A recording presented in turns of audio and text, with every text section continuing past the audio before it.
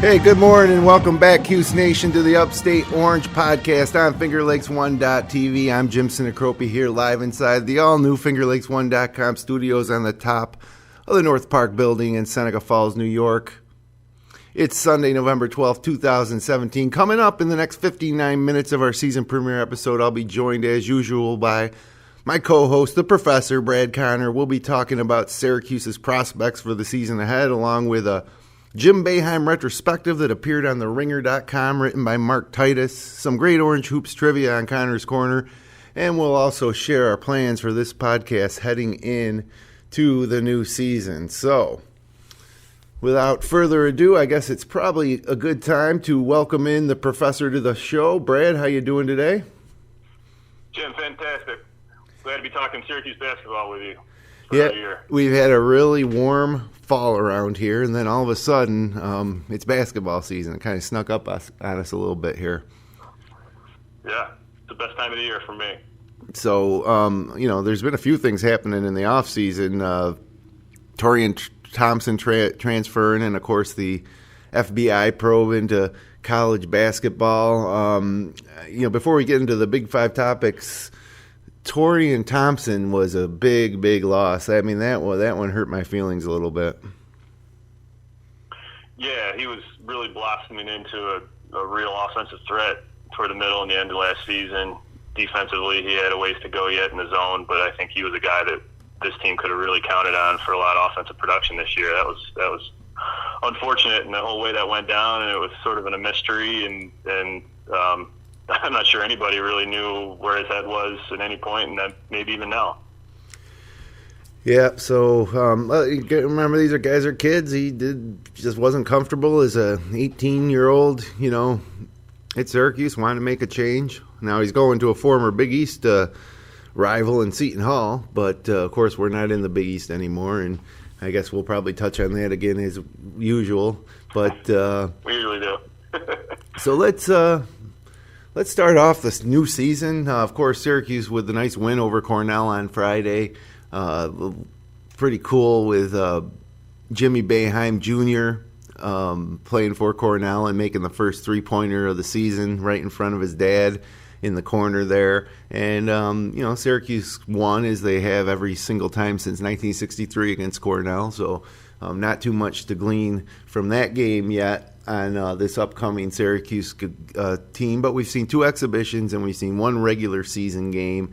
And, heading into the season, I guess topic one that I want to talk about this morning would be, where are we? Where is the state of this program? We've been to two Final Fours in the last 5 seasons, and one of those 5 seasons we spent on probation. So it would seem to me that, this program's as strong as it's ever been, but we're also coming off a NIT second-round loss last year, and, we haven't really been a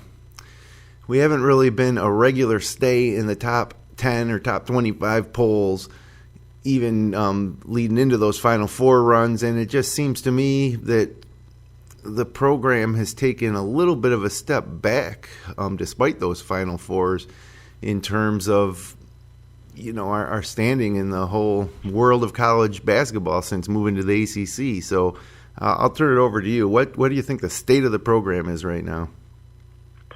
I agree with what you said. I think it has taken a step back, and the reality is the sanctions have, in no small part, led to that. They were able to sort of thumb their nose at the sanctions. Back in 2016, they made the Final Four, but that was just a unique run. I mean, they weren't very good that year and just got hot at the right time. But what's happened is this program has not turned into the caliber of a mid-major, but what happens is, like mid-majors, and it's almost like the analogy in baseball where, the Yankees have so much money they can afford to throw, to take chances on guys that make a lot of money, and if they don't pan out, well, they've got more guys and they've got more money. This program can't, because they lost scholarships, they don't have the ability to bring in a great stable and depth of talent. They bring in top level guys, and we've seen year after year they get first round guys coming out of here, but once those guys leave after a year or two, it's not as easy for this team with the sanctions to be able to backfill those guys as quickly as a Duke or a Kentucky and some of these other top programs can do that. So they're stuck. When a Tyler Ennis goes pro after a year, you don't expect he didn't have to expect that you'd have to backfill your point guard that quickly. A guy that turned into a really great point guard for this team, and so then they struggled. And then they brought in Frank Howard. He wasn't ready, and or even before that, it was Caleb Joseph, and he wasn't ready. And sure. And so that's where this team doesn't have the luxuries that it had back in the early 2010 through 2013 before the sanctions. They could bring in a lot of depth and a lot of guys. Now they don't have those luxuries. I think now we're sort of getting out of that, bringing in some high level guys here in the next recruiting class. We'll talk about that, I'm sure, a little bit here later. But I think we're sort of at the depths of it now, and we're emerging on the other side. I do see that light out of the end of the tunnel. It's just this is a tough time for the program in my mind. Yeah, I agree that the sanctions did have an effect, even though we were able to, we do have those 2 Final Fours in the last 5 seasons, which is at a clip better than any other time in the Boeheim era. We didn't really capitalize on that 2003 national championship in the way that we hoped with some of the recruits that came in. We kind of had a couple bad years there in the late 2000s, but even though we had guys like Johnny Flynn and Paul Harris and company, but yeah, the sanctions hurt, and you can't help but look at the infractions that Syracuse was penalized for and compare them to things that have been going on in Louisville or the things that have been uncovered in this FBI probe of college basketball, or especially North Carolina's infractions that weren't penalized, where they basically had 20 years of fraudulent classes and everybody knew it, and the NCAA doesn't do a single thing to them. And so for me, the state of college basketball and the state of Syracuse, it's frustrating. Like, we've always been, Syracuse to me, even going back to the Big East, we were always like the underdogs, it seemed. Like, we always had to prove ourselves. And both as a basketball program in Syracuse and as a conference in the Big East. And that was some of the things that I loved, because the Big East did prove themselves to be elite in terms of competing with the more established older conferences, or the conferences or programs that would be perceived to be elite, like the Kansases and North Carolinas and Dukes of the world, or Kentuckys. And so now that kind of chip on our shoulders taken away, we're now part of that. We're part of the ACC, and God, it just doesn't feel the same. I almost don't know what we're playing for, because it seems like, like we're always fighting an uphill battle. So Fab Melo, rest his soul, is going to get help on a term paper, and all of a sudden Boeheim has to vacate 100 wins, and we lose scholarships. North Carolina has 20 years of fraudulent classes to help to keep players eligible, and nothing happens to them. So I'm like, why are we even worried about? Why do I even care about this farce that's college basketball? And that's kind of where I'm at. You and I grapple with the same thing over the last couple of months.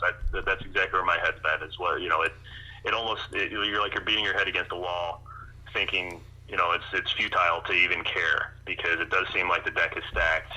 It does seem like the college basketball is like any other money-making enterprise. They're going to do what they can to keep the money rolling in, and marketing plays into that. And you can market college basketball as an entity far greater with programs like Kentucky and North Carolina and Duke and Louisville than you can, for whatever reason, with a program like Syracuse. And part of it's where Syracuse is in the geography of the world, even though it's close enough to New York City. But Coach Boeheim, we love him, but he doesn't. We'll talk about what Mark Titus considered with Coach Boeheim, but he doesn't put the happiest, friendliest face on his program at all times, and a guy like John Calipari does, and that's a lot more media friendly. And so that's a battle that this program has always fought and probably always will.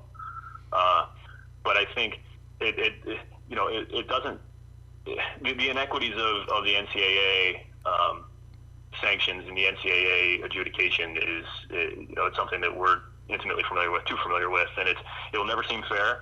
But frankly, it never seems fair to other programs. If you talk to a Carolina fan, they'll think that it was all a witch hunt and that held their program back, even though not a single thing happens to them.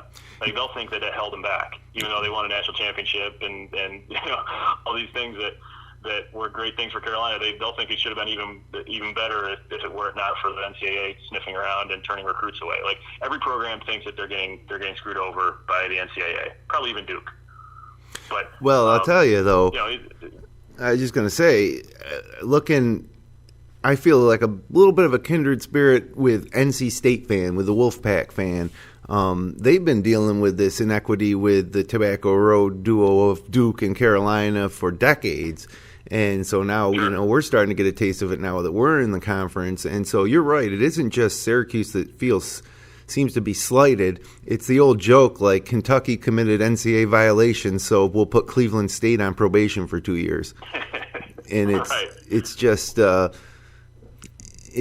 makes you want to pull your hair out a little bit, because college basketball is such a great product, and the one thing that was always great about it, especially going back to the 80s when the Big East was proving themselves as a new conference, and putting 3 teams in the Final Four, and is back in those days, it really felt like, well, we'll prove it on the court. We'll prove it on. You can say what you want. We'll prove it on the court. Now it's like we can't prove it on the court because we're hamstrung as in comparison to these Dukes and Carolinas, who, like Syracuse not only was penalized for the Fab Melo term paper, but they held him out before themselves. They didn't wait for the NCAA to tell them to be held up, to take him out. We took him out of the lineup in January, and we took him out of the lineup the eve of the NCAA tournament when we had one of the best teams in the country that really had a good percentage chance to get to the Final Four and win a national title. We went far without Fab Melo in the middle of that defense. And then you got these Carolina guys who are complicit in this ruse to keep their athletes eligible, and then there's nothing we can really do about it because this rule says that the schools will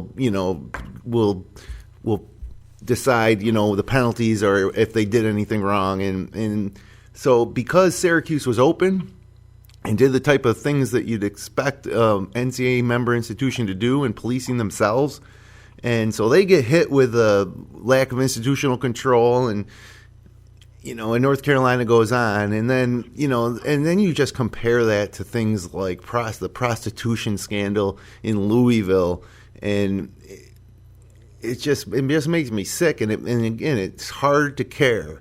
But with that being said, here we are still, Syracuse University. We have some great young talent. We just had great 2018 signings, and I'm going to give it one more shot for Boeheim's sake, And like you said, we're going to talk about Boeheim extensively when we talk about that article that appeared on the Ringer.com. But that the only thing that can make it right is if Boeheim gets that second national championship sometime here in the next 3 to 5 years. Yep.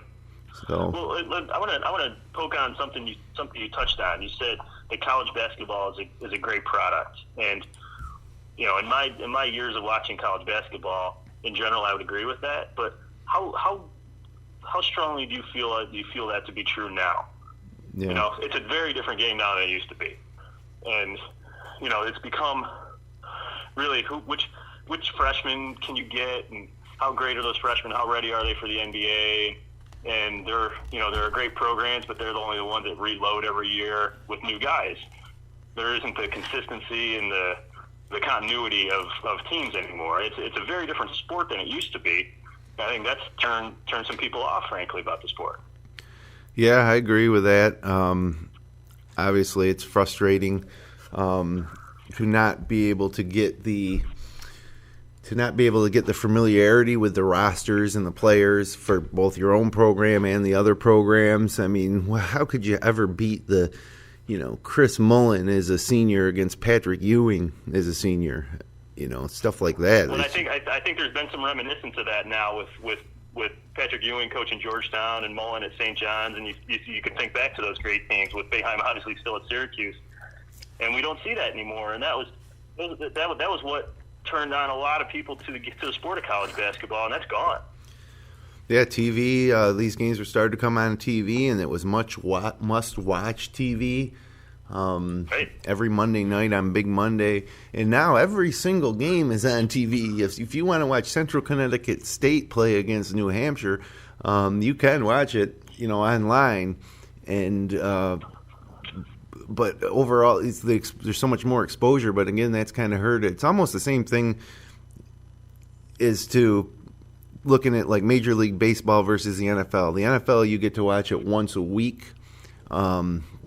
Major League Baseball is just on every single night. So people say, well, why isn't baseball as popular? Well, it's a little oversaturated. There's no anticipation or build-up. And so now in college basketball, you used to just couldn't wait for 2 or 3 days leading up to a game. And even the old days of Syracuse, you'd listen to them on the radio this time of year. You wouldn't see them as much on TV. So that could have something to do with it too. But I think too, Jim, because I've over the last week or so tried to read some of these season previews from national writers and talking about the best players in the country, and I mean 2/3 of those guys I've literally never heard of. And if these are the best players in the country, that's because they're freshmen. They come straight out of high school, or they may have 1 year under their belt, and they're because there's so many games on. It's hard to watch all the teams, so you haven't seen a lot of these guys anyway. But it's just. The scope of the sport has changed so dramatically that it's hard for a casual fan, or even a more than casual fan, to stay abreast of where the talent is, where the best teams are, because the talent is so turned over every year, and frankly, the best teams turn over every year with some small exceptions, because all it takes is 2 or 3 5-star recruits, and all of a sudden you're back in top again. Yeah, but they're guys you've never heard of until they walk in the door, unless you're closely following the recruiting scene in the high school game. Yeah, and we take for granted too that this new player is the next coming of Michael Jordan, or he's a one and done, and we never even see him before. So I guess there's a little bit of the intrigue of getting to take a look at these guys for the first time, but you never really get to know them or see them develop. And I don't care how good you are. Kobe Bryant went straight to the NBA. He didn't have an impact at year 1 or year 2. It's just, and I think it's honestly hurt the NBA a little bit too. And these guys don't develop an identity till they get to the NBA. And I guess it hurts because I loved it so much, and it's just different. And I don't think it ever will be the same as it was. And I guess we just got to live with that. So, with all that being said, let's look at what we have this year for this team. We missed the NCAA tournament last year, and that's never something that fans of this program or any program really sits easy with. Do we have enough now to get back? Like, we have such a young team. I guess take a look at what we got this year and what needs to happen, Brad, for this team to get back into the NCAA tournament, let alone make a run. It's not going to be easy. I can say that. I mean, I think you need Tyus Battle to turn into a John Wallace, where he would literally put this team on his shoulders. I think he's the guy, and the challenge is everybody knows that he's going to be the guy. So can he rise up even above that? At this point, that's hard to say. John Wallace was a senior and had 4 years under his belt when he was able to do that for this team. And I think that jury's still out with Battle. I love his game. I love his competitiveness and his intensity, and he wants to be that guy. There's still things he's got to develop, certainly.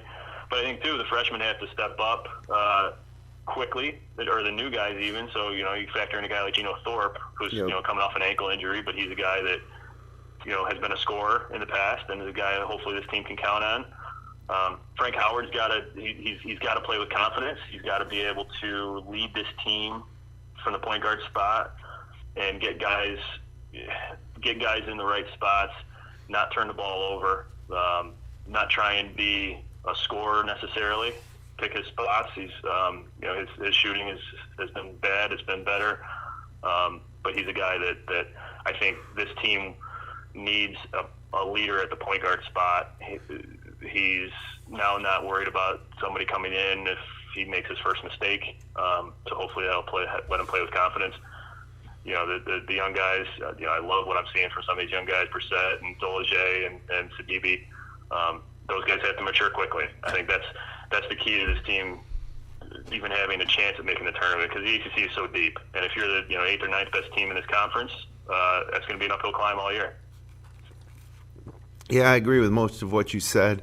I think Tyus Battle is the key, but I see in Tyus Battle a similar deal as Malachi Richardson in the fact I think he can be that player to elevate us, especially if we do get into the tournament, to put the team on his back and make a run. I mean, the guy works as hard as anybody. Seems to be have those leadership qualities that you'd want even as a sophomore. I'm afraid, though, that this is probably his last year, just given the way things go. He'd probably be the one to go the route of Tyler Lydon and Malachi Richardson.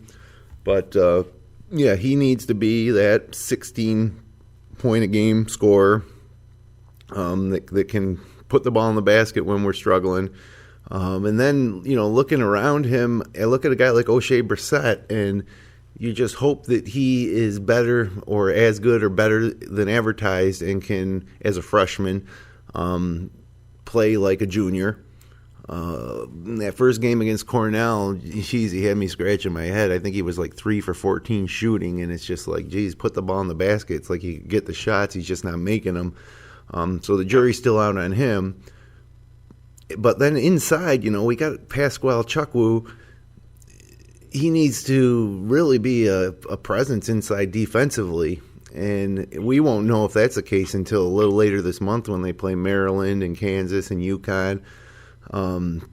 But he's going to need to get it done. He's a junior now. And then other than that, when you're looking at underclassmen inside like Sidibe, Barama Sidibe, who looks fantastic, but in the back of my head, I'm just thinking, he's needs to put on a little weight. He's 6'10", 205 right now, but everything he's done on the court has looked great, so he looks like he'll be better than serviceable.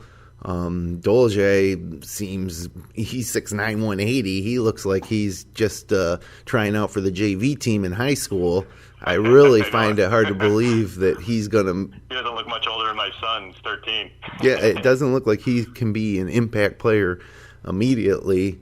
So it just puts a lot of pressure on Chukwu and Sidibe. And then at the point guard, watching Frank Howard, you want him to take that career arc that Scoop Hardeen had, where now that he's an upperclassman, he's finally going to start... playing like one, and stop making stupid decisions and shoot at a higher percentage. But yeah, Geno Thorpe, I like Geno Thorpe. I like what I saw from him in that Cornell game. And so that makes me feel a little bit better that if Howard is not clicking on all cylinders, I think Thorpe will be a reliable guy to put in there. But, after all that being said, when we look at the league we're in and compare ourselves to some of these other teams, like Duke and Carolina and some of the other even mid-range teams in the ACC, I don't know how we stack up. I think that the key, like a lot of Syracuse teams, is going to be how well this team executes Boeheim's zone. If they can hold teams to 60 points or less, I think we'll probably win a lot of games. If we're giving up 70 plus a game, I think we're going to struggle to get a bid and get back in. So, I like what they've been able to put in with the press, and we've seen that be a weapon for this team over the last couple of years. But I think, and they mentioned it a couple times on the broadcast, if you put Dolage in, he's on the ball in the press, and he's real active, and that's that's one thing I love from watching him. But then if you have Dolage and Brissett in the backcourt on the press, I mean that's tough for any team to contend with. You got to pick your spots, but I think they can turn games that way against maybe not the upper echelon, but certainly against the mid-tier of this league, where you can do that 2 or 3 times a game and really get some runs and turn some things around, and that may be more of a weapon for this team this year than maybe we've seen in years past even. Well, talking about the new players, there's so many new faces, and even Chuck Wu is kind of a new face after missing all last season.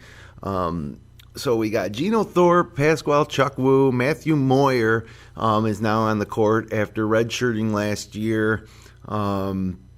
We've got O'Shea Brissett, our big-time freshman, Dolje, and Sidibe. I mean, how's that for? And Howard Washington, freshman out of Buffalo, point guard, who I liked what I've seen from him. And then also we got Elijah Hughes, who's sitting out, transferring from East Carolina. He'll be playing next year. But I want to talk about some new faces. I mean, this is a completely overhauled roster. So my question for you, Brad, is like, which one of these new faces are you most excited about? Yeah, I would say by far I'm most excited about Brissett. I think just the athleticism he brings. He seems to have a presence on the court, I think. And he didn't have a great game against Cornell. You mentioned his shooting wasn't great, but his shooting was better in the exhibitions. And he was knocking down long-range three-pointers and mid-range. But I think he's just active. He goes after the glass every chance he can get. He wants to rebound, and that's a thing that's rare, I think, with young guys today is to prioritize rebounding and going after the ball on the glass. They kind of want to get out and run and get fast breaks and dunks. And I think he's happy getting rebounds, and he knows the points are going to come. I think I just love his athleticism, his presence, his willingness to get after the ball and get on the glass. I think his shot selection just has to get a little bit sharper. Seems like a fun guy that the team likes to play with. I think just the energy level, I think, raises all the other guys a little bit. He's the guy I'm really eager for. And you talk about a guy who maybe that first round guy. It wouldn't shock me to see him as that guy by the season's end, where they're going off of potential. He's got the body for the NBA, maybe a few more pounds, but he can play a 3 in the NBA probably with his size. What is he, 6'8", I think? And so I think there's not a lot that has to happen for him to, body type wise, to make that leap. It's just getting the skill set down. Right. So he's the guy. I do love what I see from Sidibe. He's got a timing on the shot block that, for whatever reason, he plays bigger in my mind than Chuck Wu does. Just because Sidibe can close gaps quicker than Chuck Wu can. Chuck Wu's he's big, and you can't teach big, but I think Sidibe is a more threatening shot blocker, frankly, than Chuck Wu is. Just because he comes out of nowhere, he can come from behind on a fast break. We've seen that a couple times in the exhibitions. We've seen some offensive plays from Sidibe. Had a nice left-handed hook against Cornell, where he drove to his left. Those are things that I don't think we're seeing from Chuck Wu anytime soon. So I think Sidibe's going to get a lot more time than Chuck Wu over the course of this season when it's all said and done. I really like that. Dolje's, he looks young. He looks like he belongs on a high school team, like you said. But I think he's active too. He's another guy who just wants to get off high energy, getting on the glass. Sees the court well. European guys are good with the ball in their hands too, where you can put the ball on the floor. I think we're going to like what we see from him. Moyer, I'm not sure what to make of him, honestly.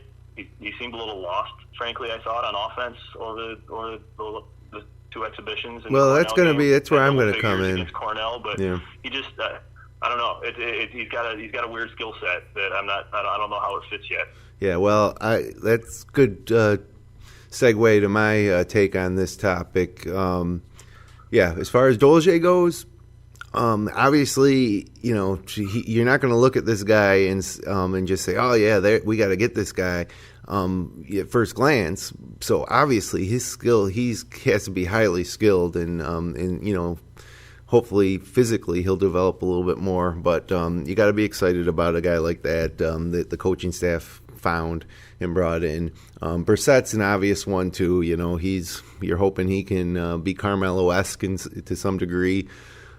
And Sidibe is probably the guy I'm most excited about after actually seeing him on the court. But I'm really excited about Matthew Moyer. Maybe it's because there's so much mystery about him, or so much upside, I guess, because he's kind of been the forgotten guy. He was a top 100 recruit, coming into the program, and I think what I'm hoping from Moyer is to be that Josh Pace, Howard Trish type of guy.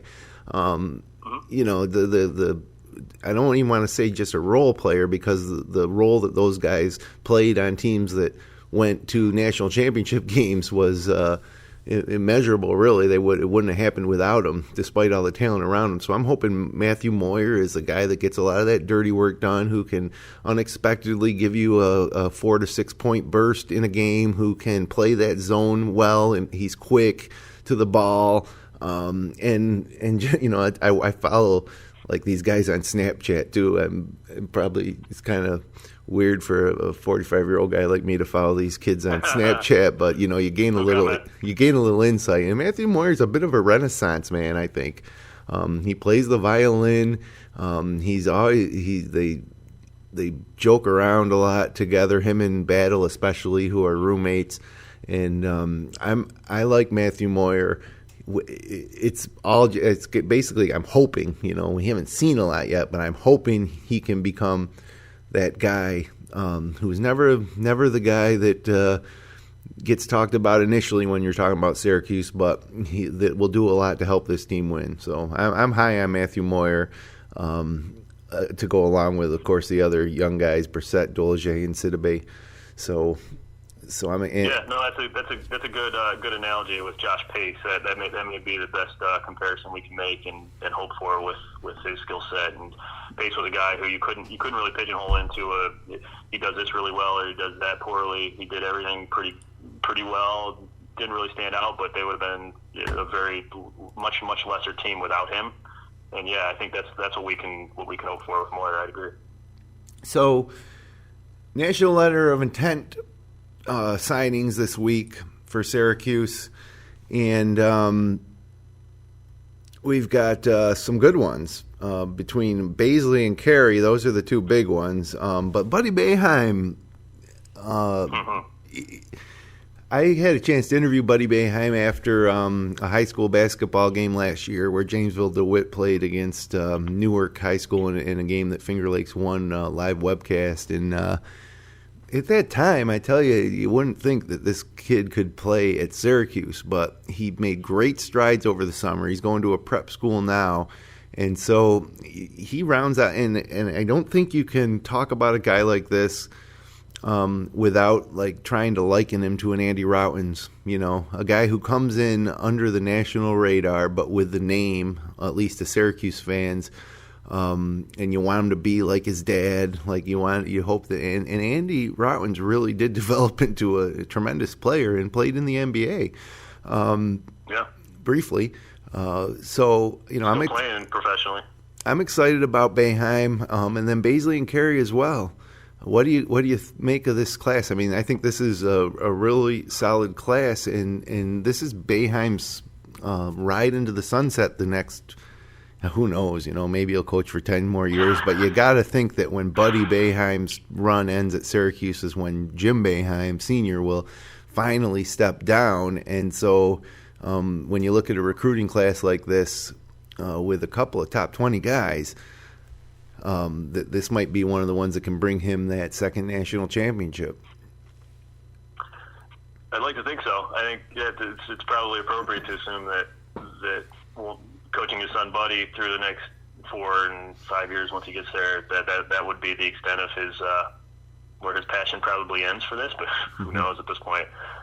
I like it. I like the class. The Andy Routins comparison is probably a decent one, but I think it will be very, very difficult for Buddy Boeheim to be appropriately evaluated as a member of this program because of his father. Yeah. That's going to be a challenge for the coach. That's going to be a challenge for the dad.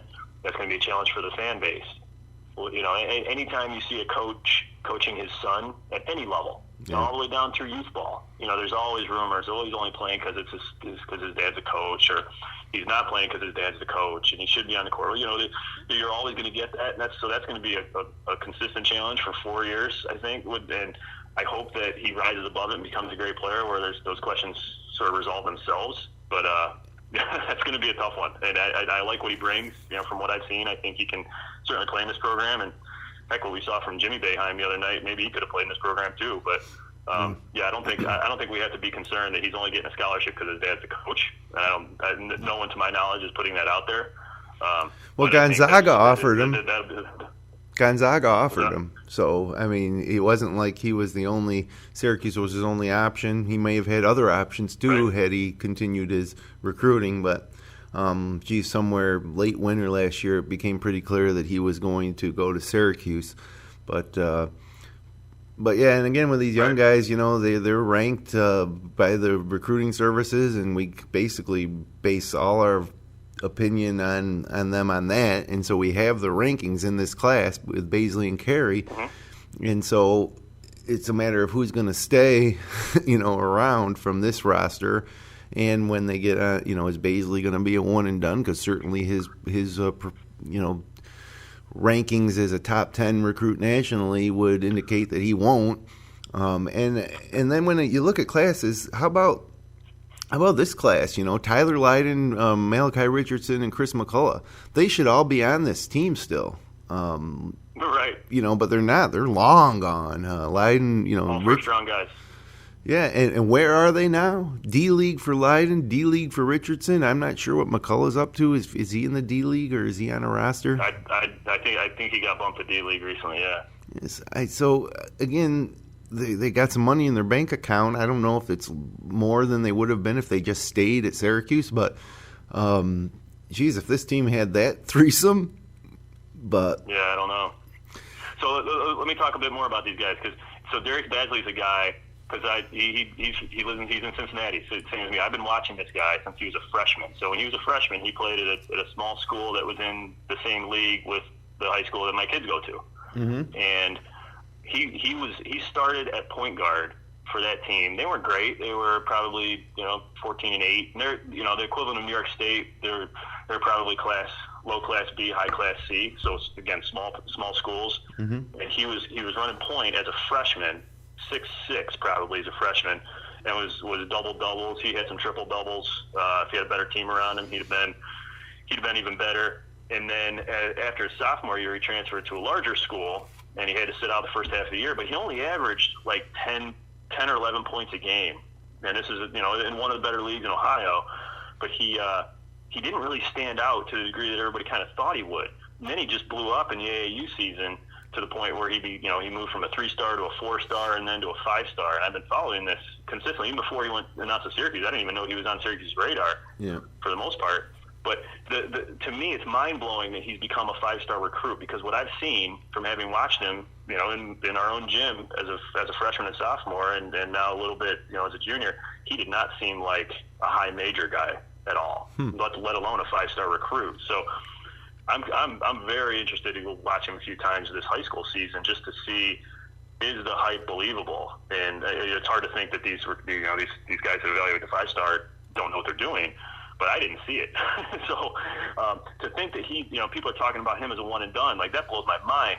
From what a guy that only averaged 10 or 11 points a game in high school as a junior is going to be a one and done? Are you kidding? Yeah. No way.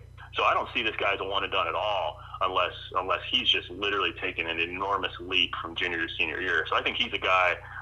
I think we put the one and done talk aside, unless he's just getting bad advice. He'll be there 2 or 3 years. I mean, he's got a lot of Hakeem Warwick sort of body type. Handles it better, obviously, because he's been running point, and he can see the floor real well, and he's not necessarily just a scorer, decent rebounder, but he's skinny, just really, really skinny. And you talk about Dolage being skinny. He's sort of Dolage-like skinny.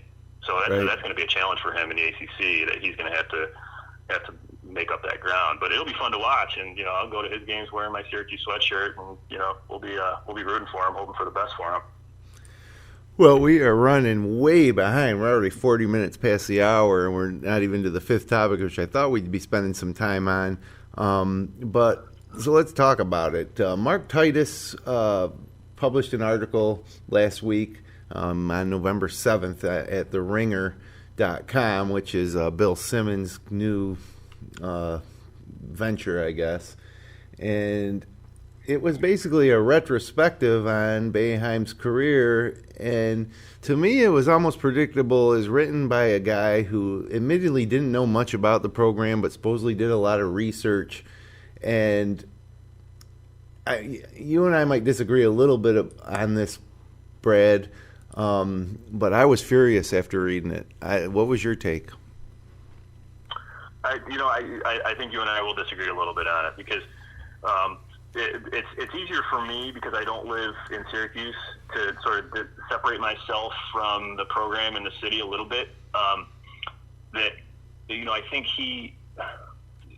there were things that sort of came off as bad-mouthing the city and the program and Coach Boeheim, and I think one of the techniques that he did was he threw out and he italicized different sections that referenced complaints, consistent complaints about Syracuse and about Coach Boeheim and the program and the city for years and years, and they weren't necessarily his. He was just reciting what the common complaints are, and they're things that you and I have talked about forever. And, right. And so I think to read into those were his opinions, I'm not sure is accurate, but I think he played on a lot of the stereotypes that have persisted about him, where if you don't have the depth of understanding, you probably are willing to buy into those perceptions a little bit more. And he didn't seem to try very hard to dispute some of those. But right. I think with the theme what he was going for, which to me I think he actually did pretty well, is that Jim Boeheim he's not like anyone else, and we want to pigeonhole guys like that as just they're enigmas, and they're hard to get to know, and they're irascible, and they're cranky, and they don't play the game like your top your Krzyzewskis and your Dean Smiths and those guys. He made one astute comparison, I thought, to Jim Calhoun, who kind of did it his own way, but everybody else has sort of learned from the quote unquote masters, and Boeheim's kind of done it his own way. And right. I think there was a lot of truth to a lot of that. He tried to sort of play amateur psychologist a little bit by talking about his dad and how his dad used to beat him and everything. And so then he had a chip on his shoulder from there. And there may be some truth to that, there may not. I don't think he's qualified to make that assessment. But yeah.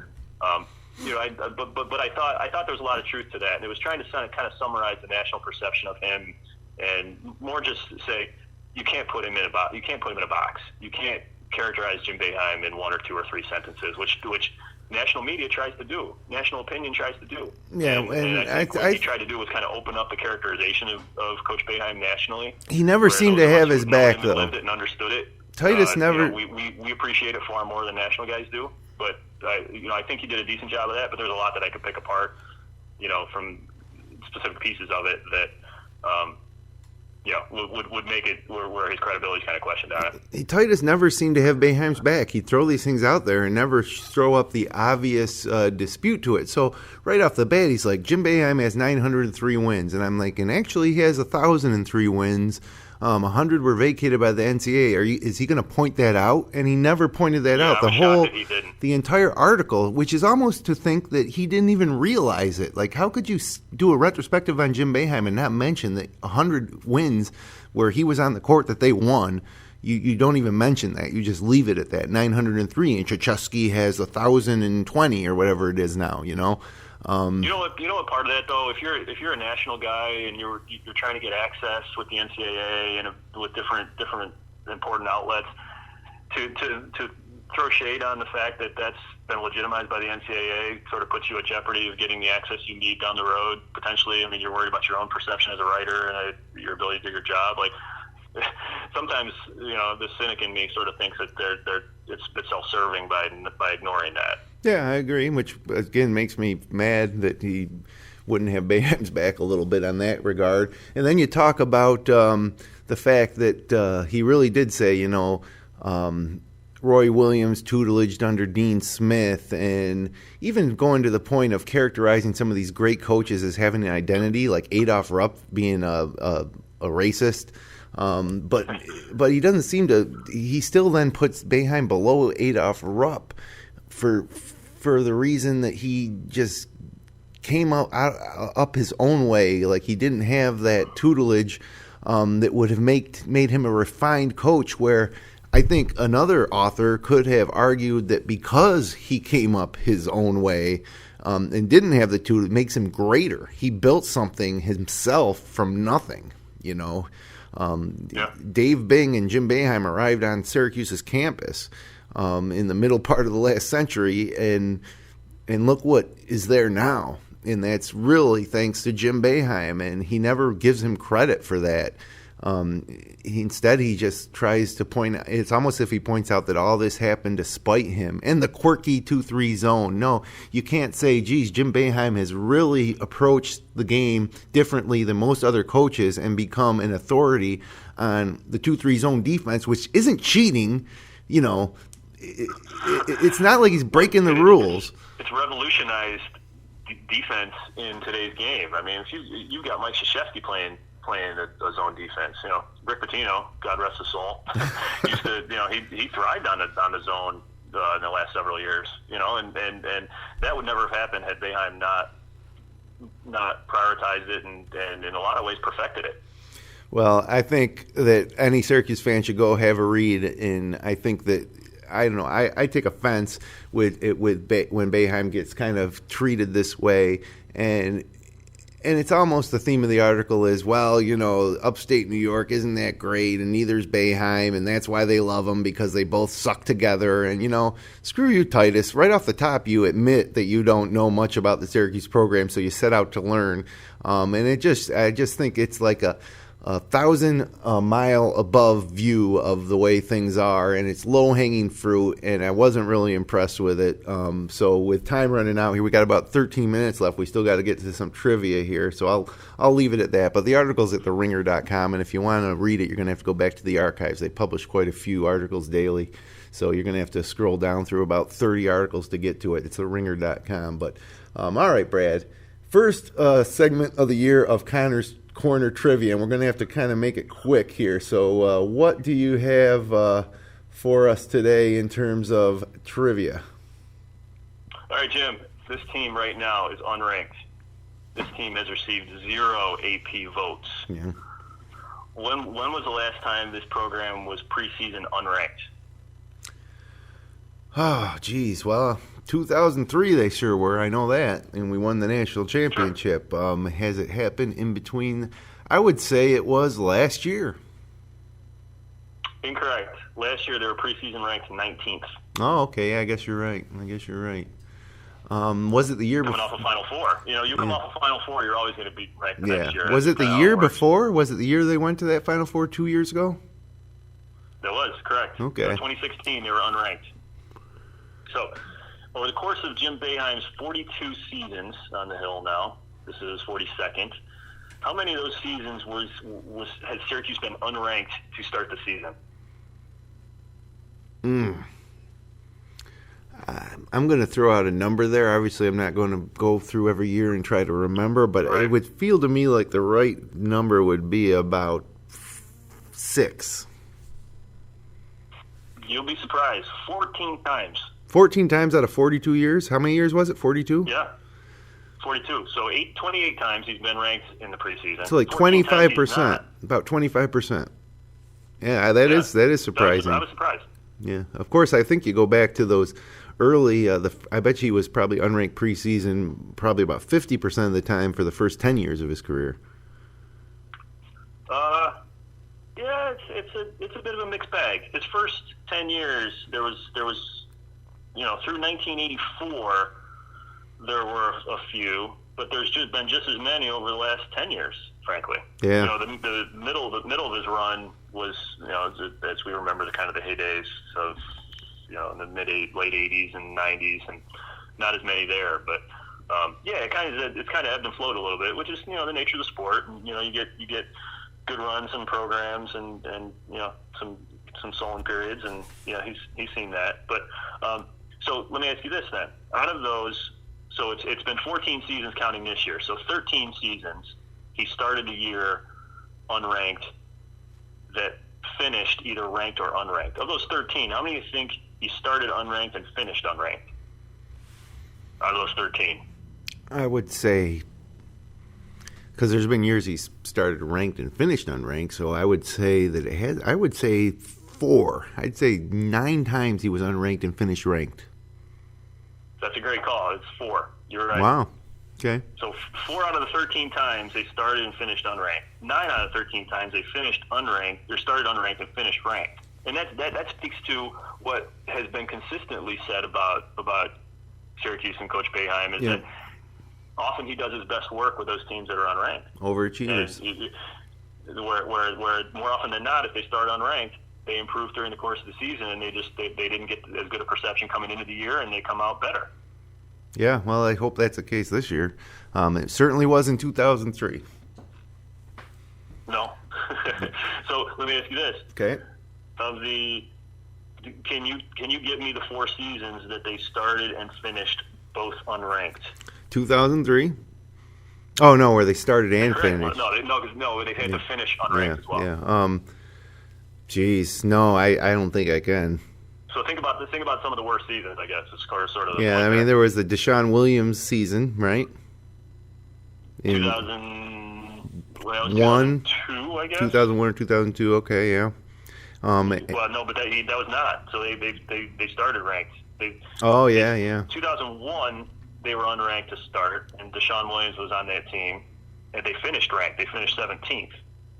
2002, they started ranked, and then they finished unranked and made the NIT. And those were the Deshaun Williams kind of sophomore and junior season before he left. Well, we have about 8 minutes left in the show, so you better just give it to me. All right. 2 years ago, 2016, started unranked, ended unranked, finished in the Final Four. Miserable. So the final rankings are before the tournament. Sure. So they don't do I guess they do a final ranking, but that wasn't what I was going off of. Right. Before that was 2008. Yep. They started unranked, they ended unranked. That was Johnny Flynn. It's Shumpert and Terrence Roberts, or not Shumpert, Terrence Roberts and Watkins and those guys. 1983. So this is going way back. They made the tournament, but they started unranked and ended unranked. Yep. But they were ranked from December all the way through the Big East tournament, and they lost in the first round of the Big East tournament and fell out of the rankings. Gotcha. And then 1982. So back-to-back years, 82, 83, they started unranked, ended unranked. 82, they made the NIT. So let me ask you this: how many years in Coach Boeheim's 42 or 41 full seasons were they never ranked at any time during the season? Any point. AP rankings only. None. Never. They've always been in there at least once. Maybe early on. Maybe in those. Maybe the 82 season. Maybe, I don't know. Correct. The 82 season was the only time that Syracuse has not been ranked at any point during the season at all. Yeah. So in 2016, they were ranked for 1 week. That Final Four team. How many programs can say that? November, I think they won the tournament, or they won a couple early games and popped in at 14th, and then the next week they were out. How many programs? How many programs can say that? 2008, they were ranked for 1 week, and then I said in 83 they were ranked basically the whole season, just not the beginning and the end. 82 was the only time. So we hope that this team can not be the second to go wire to wire unranked. Well, it'll all depend on what happens in the end of this month when we play, some high-profile games, down in the American Airlines Arena for the Hoop Ball Invitational and the ACC Big East Challenge, and then the Jimmy V Classic. We got some big games coming up end of the month, so hopefully we'll be undefeated when we get there, and that'll be our opportunity, obviously, to break in. So great trivia as usual, Brad, and with that being said, we've got about 6 minutes, just enough time for 2 for the road, where 1 for the road here, I just want to let everybody know kind of what we got planned for this year. We are not going to necessarily do a podcast, Upstate Orange Podcast, every single week. And the reason being is, over the next couple of weeks, there's just not a lot of great games. So, and we're both busy with youth sports and other activities. We like to enjoy this podcast. So if it becomes work, too much work, I think it takes away a little bit. So we aren't going to commit to publishing a new show or going live every single week. But we are shooting for probably a couple times a month. And then as we get towards the end of the season, depending on how things go, we may be inclined to do some weekly shows heading forward. So we're not going to set a time. It's not always going to be Sunday morning. It may be odd times based on the schedule. But we do want to keep bringing you this podcast, but we don't want to make a commitment to a weekly thing where it becomes less fun for us or where we're not preparing adequately for the show. So with that being said, let's go to two for the road. And it's a simple question, and I'm going to keep track of these things this year, Brad. When we make predictions, I'm going to keep track of them, and then when it plays out, we're going to find out how we did, okay? So my question for you is, and it plays off your trivia, is where will Syracuse be ranked on March 1st, 2018? Or will we be? March 1st, 2018. Where or will we be ranked? So on March 1st, 2018, the very end of the regular season, coming into the ACC tournament, mm-hmm. It pains me to say that I don't think this team will be ranked. Yeah, now I generally tend to be the optimist of the two of us when it comes to things like this. So I don't think I think it'll be the same here. I'm gonna, again, and this could be blown out of the water because for this team to have a ranking of I'm going to say 14. Okay, I'm going to say 14. But to achieve that, they really need to get through December with no more than one loss because they're going to accumulate losses in the conference, and they're going to pay for their losses more than Carolina and Duke will pay for their losses, or Kansas or Kentucky will pay for their losses. So we're going to really need to be in good standing when conference play starts for that to happen. But I'm going to say 14th because, like you said, Boeheim's an overachiever. I think we have sneaky depth on this team. A little small up front, or a little thin up front and young. But hey, you gotta believe, Brad. You gotta believe. You know what I think is going to help this team this year? They only have Duke and Carolina once. So yeah. I think the conference schedule is a little bit more favorable for them than it's been in the past. They've got Pitt twice. Pitt's terrible. They just lost to Navy, for God's sake. Right. But they got Boston College twice, and we all know how terrible Boston College typically is, and that should not be a problem. I'm not sure who the third team they have doubled up. Might be Notre Dame, but I think it is. Yeah, so I think the schedule lines up a little more favorably for them than we've seen in previous years, and that might help them coming toward the end of the season. I'm not saying that. I don't think they'll be ranked, but I do think right now they got 0 votes in the poll. I think there'll be other teams receiving votes. I would hopeful. That's the optimist in me. Virginia, we have twice. Virginia is a team we have twice. Virginia twice. Yeah. Okay, so that's a hard one, and I accept that. But somehow Syracuse has Virginia's number lately. So if you're gonna double up on a team, a higher echelon team in this league, I take my chances there. Yeah, I agree. So we'll see. But great talking Syracuse basketball with you, Brad, here on a Sunday morning. And again, we'll be back. We can't tell you right now when we'll be back. Probably a couple weeks. Probably leading into that tough stretch. We'll come back and take stock of where we stand and how we look heading into those marquee games around Thanksgiving time. And yeah, Brad, as usual, I've enjoyed it. Thanks for hanging out. Oh, always fun. Glad to be back in the swing. So thanks for joining us on the Upstate Orange Podcast. You can subscribe to our feed on iTunes, Stitcher, YouTube, or via RSS. We're online at fingerlakes1.tv/Upstate Orange. We'll be back in a couple weeks. Until then, for the professor, Brad Connor, I'm Jim Sinicropi. Have a great week, and let's go Orange.